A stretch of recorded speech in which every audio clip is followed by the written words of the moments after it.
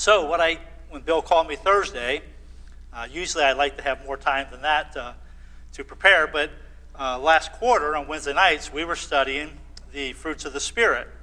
And there are 9 fruits of the Spirit, but we only got through 8. So today, you get number 9. So we will continue the study that we had on Wednesday nights, and we are studying the fruit of the Spirit.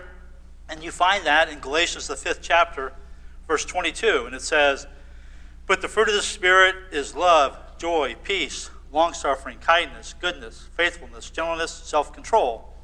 Against such there is no law." So we already talked about the first 8, and then today, we will continue with self-control. Pretend for a moment that you're on a diet. As you pick up a magazine, you turn innocently to the food section. Now, I got to say, magazines I read, not many, but what I read, there's no food section. So this must be ladies, I'm not sure. But so you say to yourself, pictures can't hurt me. Pictures aren't fattening. As you look over every page, each dessert looks better than the last one. You decide to continue reading in the kitchen. When you're in the kitchen, you begin thinking about the ice cream in the freezer. A model of restraint, you decide to get only 1 spoonful. Well, 1 becomes 2, and then pretty soon you've eaten the whole quart. Does that sound familiar? We all struggle with self-control in some area. Who said yeah? I guess I should have gave you more time to respond to that. We all struggle with self-control in some area of our life. Temptations can often bind our better judgment and destroy our self-control. The 9th and final fruit is given in Scripture as a fruit of the Spirit is self-control. So today we'll look at that. In preparing, one of the things that I found was that there was a psychologist isolated. They're trying to study people in self-control. And psychologists isolate the personal qualities that predict positive outcomes in life. They consistently find 2 traits: intelligence and self-control. So far, researchers still haven't learned how to permanently increase intelligence, but they have discovered, or at least rediscovered, how to improve self-control. Some major areas of problems that are caused because of self-control: compulsive spending and borrowing, impulsive violence, underachievement in school, procrastinating at work, alcohol and drug abuse, unhealthy diet, lack of exercise, chronic anxiety, explosive anger. Poor self-control correlates with just about every kind of individual trauma: losing friends, being fired, getting divorced, winding up in prison. So they were trying to study and see why people can't have self-control. And what they did is this was a study done in Germany. And what they did is they took 200 men and women and they basically gave them beepers. And so throughout the day, 7 times throughout the day at different times, they would beep them. And when they beeped them, they asked the people to tell them if they were facing a desire or if they had faced a desire. So when they did that, what they found out is that about half the time when they were beeped, about half the time people were feeling some desire at that moment. Another quarter said a desire had just been felt in the past few minutes. So what they try to say through this study is that most people, between 3 to 4 hours a day, we deal with some type of temptation, something that triggers us as we look at whether we make good decisions or bad decisions. So when you think about the fruit of the Spirit, and the first 8 that we have, they all seem pretty easy. Love, joy, peace, long-suffering. When we look at those things, why is it then that we think self-control would be an issue? What do you think? Why is self-control more difficult? It's hard to tell yourself no. Yeah. So, and what it is, it's self-control. So when we think about the fruit of the Spirit, we all have, as Christians, we have the fruit of the Spirit. So we have all these traits. And when we think about our lives and the lives that we live, and we think about people that we want to be around, this would be a model. So if we were to create a person, and we would want that person to be full of love, joy, peace, long-suffering, kindness, goodness, faithfulness, gentleness, and self-control. I mean, that would be the ideal person, right? That would be our ideal mate. That's who we basically, if we looked in the mirror and said, here's what we want to be, that's what we would want to be. That's Christ-like. That's God's basically nature that we have in us. So we have that spirit. We just have to utilize that spirit. And as Octavia said, it's hard to say no to ourselves, especially if we don't build up the willpower to do that. So what is self-control? Some might think of self-control as being the only characteristic of the fruit of the Spirit, which is negative. However, it seems to me that it's not negative at all. Think of all the other elements of the fruit of the Spirit. Are they harsh or ugly? Love, joy, peace, patience, kindness, goodness, faithfulness, gentleness. These are all positive and healthy characteristics. It seems that self-control can be viewed in the same light as well. Self-control is not just self-denial. To be self-controlled is to acknowledge that not everything is good for you, and therefore it is to choose wisely, carefully among life's smorgasbord. Paul wrote to Timothy, For God did not give us a spirit of timidity, but a spirit of power, of love, and self-discipline. That's 2 Timothy 1:7. Paul was referring here to a reasoned, well-ordered lifestyle.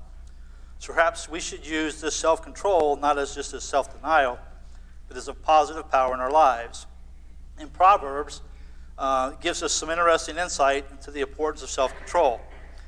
In Proverbs chapter 16, verse 32 says, Better a patient man than a warrior, a man who controls his temper, than one who takes a city.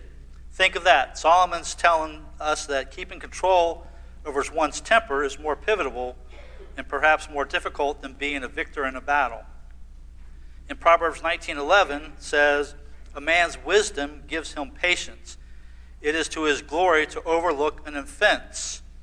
Proverbs 29:11 advises, A fool gives into his anger, but a wise man keeps himself under control. In Proverbs 14:29 says, A patient man has great understanding, but a quick-tempered man displays folly.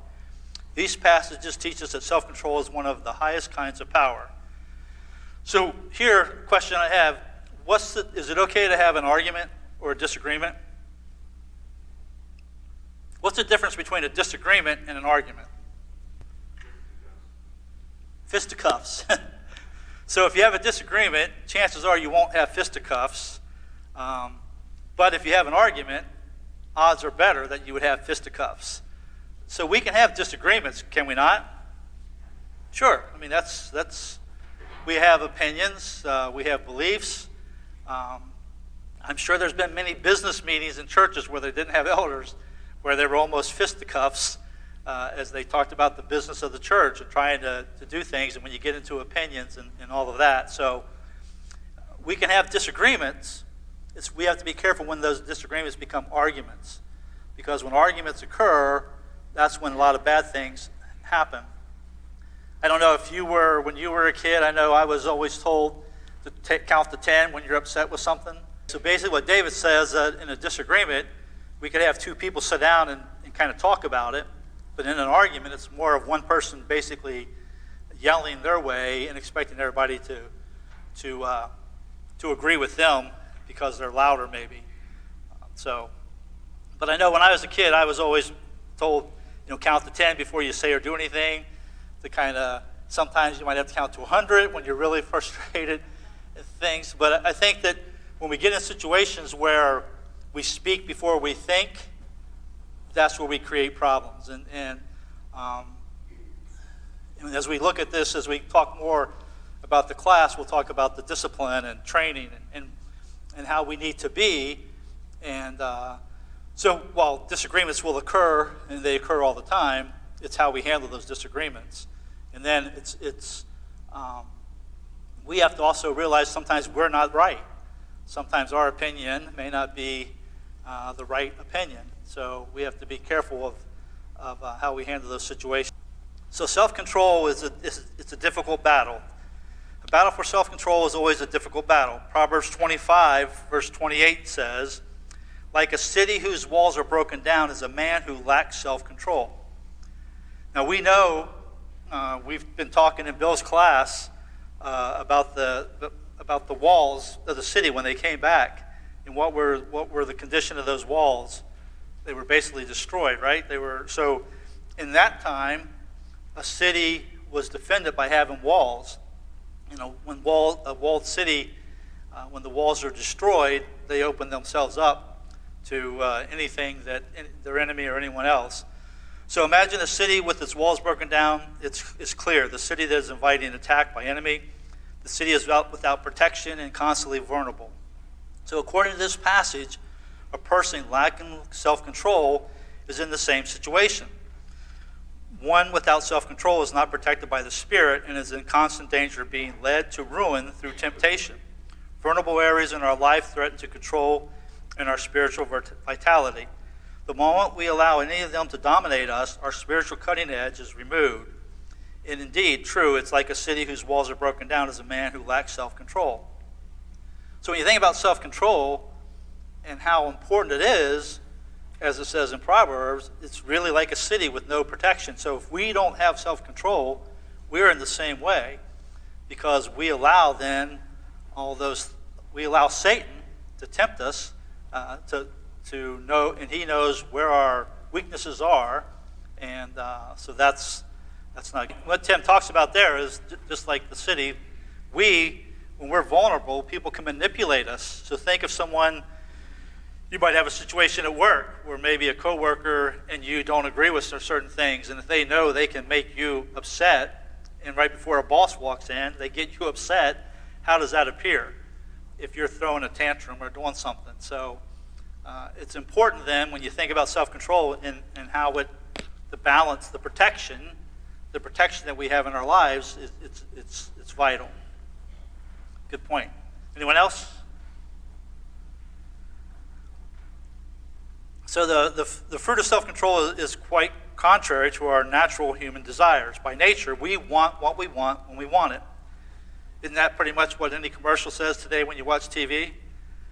That you want it, you want it now, and so that's our natures. We just think that we want it now, and depends on what you do. You can have it here tomorrow, right? Isn't that what Amazon? I mean, Matt, you work at Kroger's, they could do same-day deliveries. I mean, we've gotten to be a society that when I want it.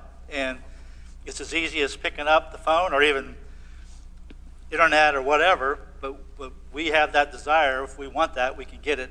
And so we have to be careful of that. So as Christians, we need to put in tension between the sinful nature and the spirit of the times and the fruit of the Spirit of God. On one hand, our natural inclination is we want it when we want it, to be selfish.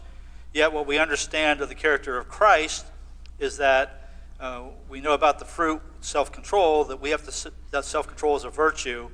Paul drew an analogy between the self-controlled Christian and an athlete. So in 1 Corinthians chapter 9, verses 24 through 25, it says, Do you not know that those who run in a race all run, but one receives the prize? Run in such a way that you may obtain it. And everyone who competes for the prize is temperate in all things. Now they do it to obtain a perishable crown, but we for an unperishable crown. Therefore I run thus, not with the uncertainty, thus I fight, not as one who beats the air, but I discipline my body and bring it into subjection, lest when I have preached to others, I myself should be disqualified. So there Paul's making the analogy of a runner, of a Grecian runner back in that time, and they trained.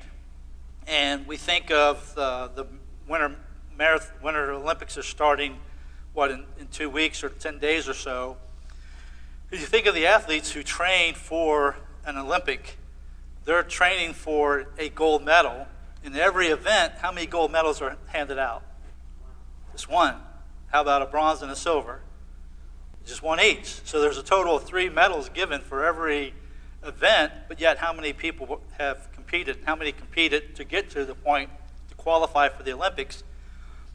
When you think of how those athletes train and what they give up, you talk about self-control, that's self-control, right?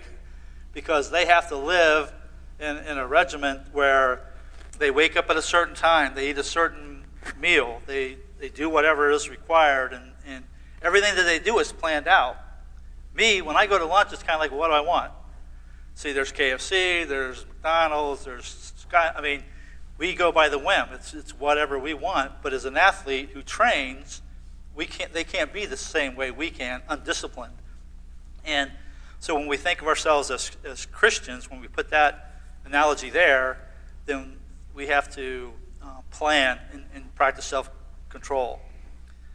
Get a grip of yourself. Get a hold of yourself. Get yourself under control. These are familiar words that many of us have said or they've said to us. Someone has said that self is one of the toughest weeds that grow in the garden of our lives. We want to blame others for our problems, but we each see our biggest problem every morning when we look in the mirror. As we see our own image reflected, we ought to consider how deeply we need the work of the Holy Spirit to conform us to the image of Christ.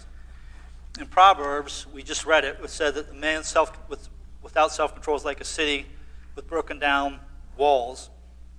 So in ancient world, that was their strong suit. In a Western culture, living under the illusion that true freedom means no boundaries whatsoever, your true freedom is not a license to do as we please, but a liberty to do what we ought. James, in James 1:25, tells us that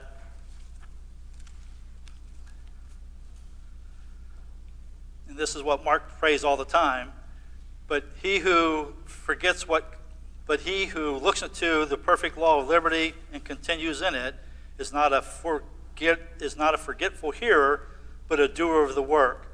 This one will be blessed in what he does. So we're not to just be hearers of the word, but we're to be doers of the word also. That's what James talks about. And we sin when we love objects of our deceitful pleasure more than we love God. In Mark chapter 4, in verse 19, Mark tells us, small numbers here, and the cares of this world and the deceitfulness of riches and the desires for other things entering in choke the word, and it becomes unfruitful. That's what's talking about the parable of the sowers. And so when you think about in our lives, when we let the things of the world come into play, it chokes out what should be our strong suit.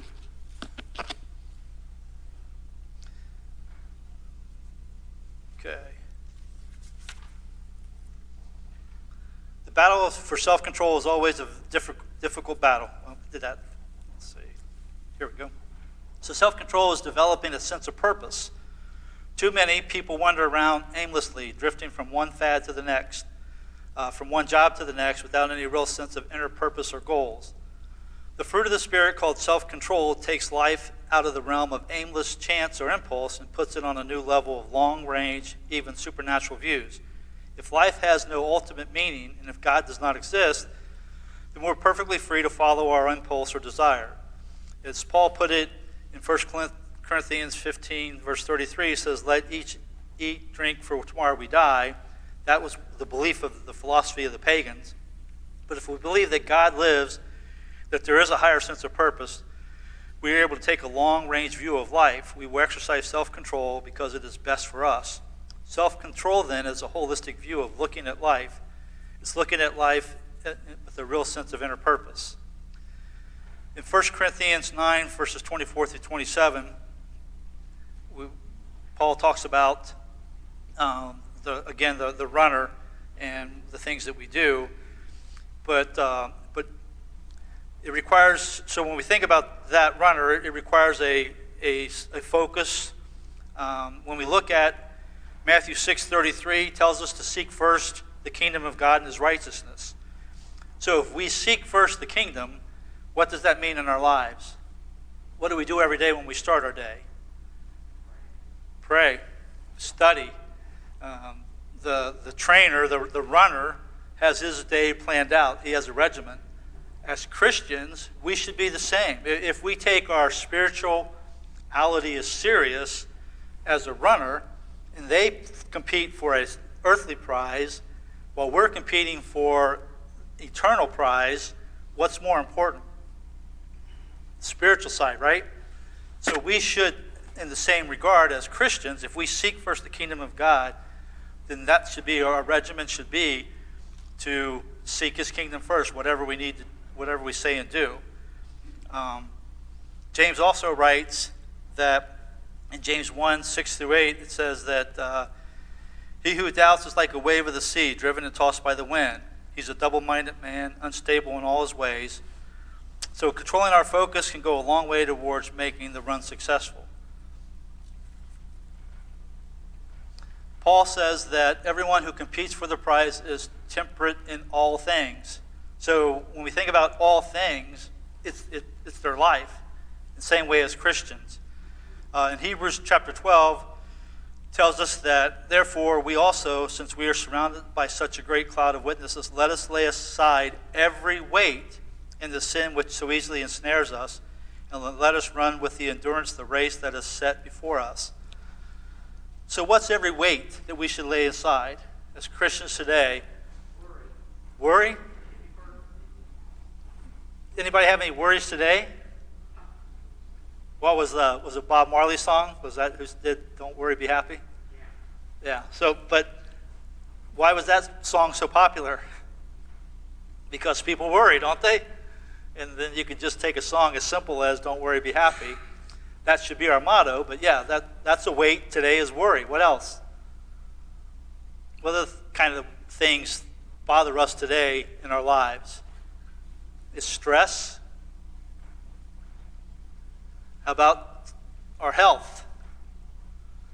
Our health, I mean, there's a family, there's all kinds of things, job, income, financials, that come into play. Even our political system today and where we are in the world and what's happening with Russia and Ukraine. And when we think of the world we live in today, there's a lot to worry about, but yet as Christians, we're not to let those things weigh on us. We're to live our life as Christians. Okay.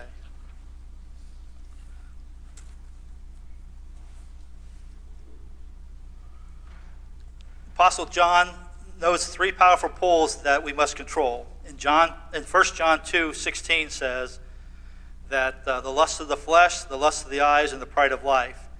So when we think about sin, we can include that's basically where it comes from. It's the lust of the flesh, the lust of the eyes, and the pride of life. And so if we're not following the father of the world, then we can be part of that standard of the world. Our eyes make us the recipients of multiple of impressions. Many of them can excite us to the desire of something evil, and if we're complacent, we can be trapped in sin almost without thinking. So that's the problem, is we must think to control what we have power and reasonable responsibility over, in turn for such things as a hot poker about to be jabbed in our eyes. When Joseph was about to be lured into sin, what did he do? He ran away. Yeah, in Genesis chapter 33, verses 11 through 12, when Joseph was put in that situation, he ran away. The body and the mind possess appetites and needs that can easily lead to sinful excesses if not controlled. They can lead any of us away in 100 different directions, from the supreme devotion to him that desires for our good.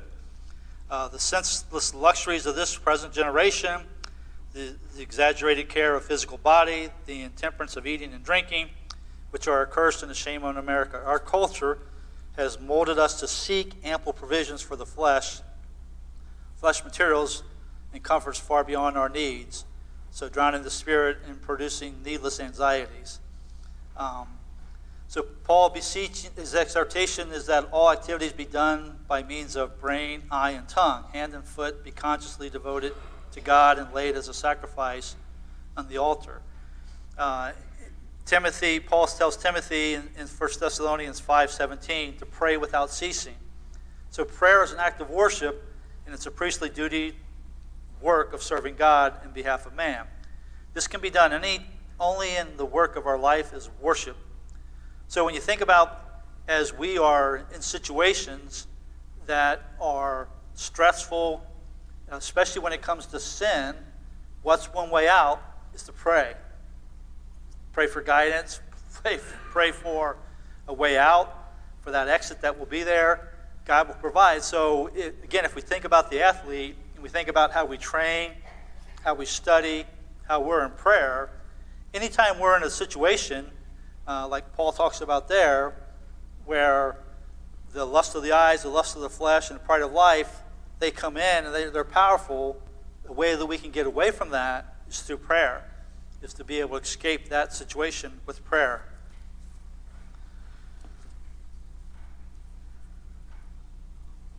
Self-control is learning to break out a web of habits. So what's a habit? Something you kind of start to do automatically without even. I remember a long time ago when learning how to preach, it was easy to, as you prepare a sermon or a class, I always said you know. And I didn't know I said you know, but I said you know a lot. And halfway through a sermon that I was giving just to the guys as we were training at Gaston Cogdell, just in the middle says, I don't know. And I'm like, what? Why did you interrupt me? And he said, well, you said you know, and I don't know. That's why you're teaching. And again, when we get in the habit, sometimes we don't even realize what we say or do, and that was something that stuck with me. Doesn't mean I still don't say you know, but I don't say it as often as I'm more aware of it. So habits could be good, but habits could be bad. A good habit would be waking up in the morning with study and prayer and in the Word. A bad habit is waking up in the morning and going to Krispy Kreme every morning. Some people have notices on their phone that when Krispy Kreme's got hot ones, they tell you, I have a hot one. So I don't have that, but someone in the room does. So habits, so self-control is learning how to break out of the web of habits. In the Psychology of Winning, Dennis Waitley speaks of the importance of breaking bad habits and establishing good habits. Habits start off as an offhand remark, a magazine advertisement, friendly hints, experiments, like flimsy cobwebs with little substance. They grow with practice, layer upon layer, thought upon thought, fused with imagination and emotion until they become like steel cables, unbreakable. Do you think people who started smoking and had intended it to be such a as it says here, a steel cable, unbreakable, how easy is it for people who have smoked for 30 years to stop smoking? Now, I've never done it, so it's hard for me to say, but I know that people I've seen who have tried, they've tried to do a lot of different things to stop, and that's just one example where that habit has almost become unbreakable. When you think about people today and the problems that we have in our world, we have an epidemic of drugs. And again, everything starts innocently at the first, but then it gets out of hand, and then it's a bad habit. And it talks there about how it becomes like a cobweb. Habits are attitudes which grow from cobwebs into cables that control your everyday life. Self-control alone can make or break a habit. Self-discipline can affect a permanent change in your self-image and in your life. Many people define self-control as doing without. A better definition is doing within. Self-control is mental practice, a commitment to memory of those thoughts and emotions that will override current information stored in your subconscious memory bank. So think about people who have addictions and how they dominate their lives. I've never been to California. I've never been to San Francisco. But I understand parts of California, the homeless have basically taken over. How does a person become homeless? Does it start with one bad habit that then mushrooms or snowballs and grows to where someone has basically lost control of their lives? And so in a bad way, a habit can be that. But in a good way, as Christians, we can establish good habits that help us to maintain the fruit of the Spirit that we have in us, that we can use that fruit of the Spirit to then help others and to help us strive for the prize, and that's the good point. Octavius talks about how social media and the like basically tell us, go ahead, try it, you'll like it, or if you've done it once and they say, well, you did it the other time, do it again, but we need to surround ourselves with fellow people who think and believe like we do, who are our comfort and who are there to help support us when everybody else is saying just do it. And so that's a good point. Anyone else? So self-control is something that we control, but yet if we work it, and we work it with the right people around us, can help us to maintain. It's especially important in a husband and wife situation where the husband or the wife know the others, what their weaknesses are, or what, if the weakness is Oreos, then you don't buy Oreos. If there's a problem, you don't put them in that situation. So a lot of the things that we do. And one of the things, as studying this, what they talked about was when you think about a wild horse, and what can you do with a wild horse initially? You can't control it, can you? So you have to catch the wild horse, but then you have to break the wild horse. And when you do break the wild horse, you can then have the horse do whatever you want. Is that broken horse any stronger or less stronger than a wild horse? It's not, is it? It's the same. Both have the same power that they had. The difference is the horse that has been broken has been shown a different way, has been trained in how to basically be controlled. And in the same way with us as Christians, we have to train ourselves to control our minds, bodies, and spirits, because we are the ones who then suffer the consequences of whatever bad habits that we choose, good habits that we select, how we live our lives. We are the ones that basically have to determine that. So we have to control, just as man can control an animal, we have to control our beings, our desires that are there, because Satan will definitely tempt us in every way that he can. So it's important then that we work it.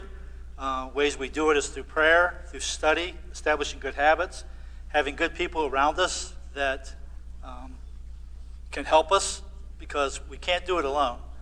We have to work together. Self-control also can have things to do with our emotional lives. To be a Christian does not mean that we're emotionless. It means instead that all the emotion and mental energy we possess is channeled in constructive activities and purposes. And I just said, it talked about horse trainers. I knew that was there, but so I covered that. So a horse trainer can basically take a wild animal, a wild horse, and take that horse then and break it and train it to be able to do what they want it to do. And so that's the same thing that we could do as Christians, is we could do those things.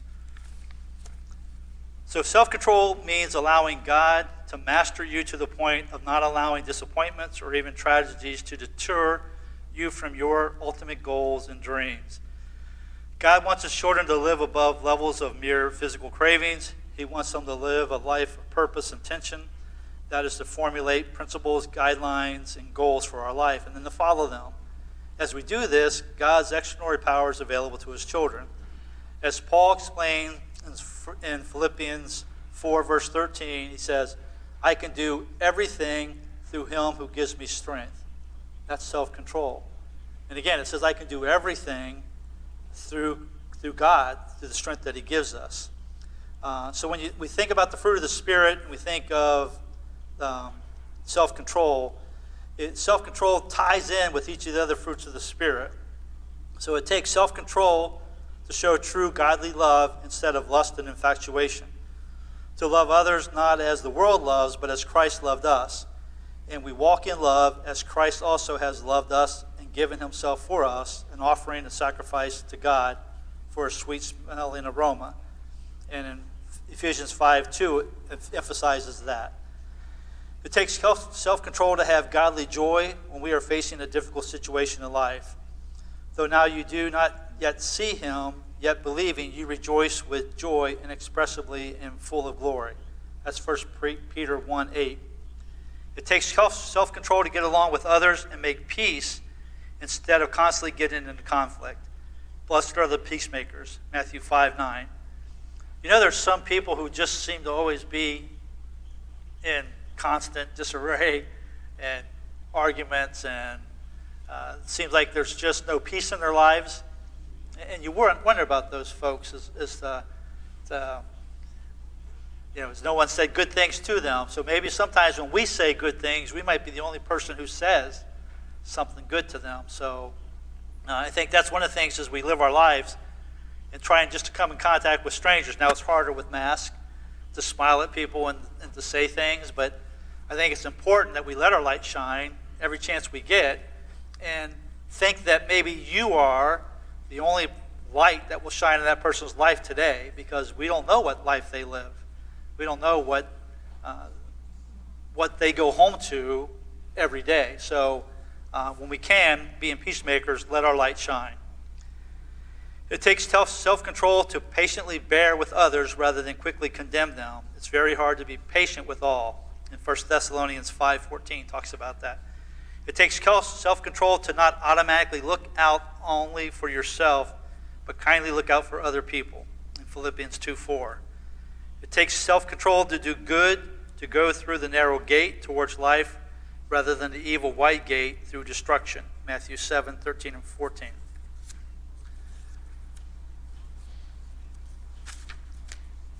It takes self-control to be faithful and not have our faith shattered by the mocking of scoffers. 2 Peter 3:3 and 4. It takes self-control to be a gentle servant of the Lord. 1 Timothy 2:24.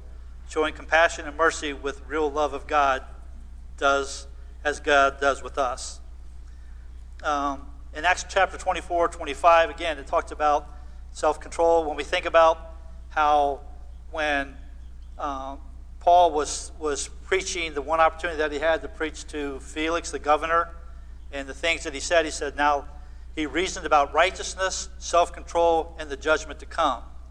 And when Felix heard those things, he basically said, go away for now.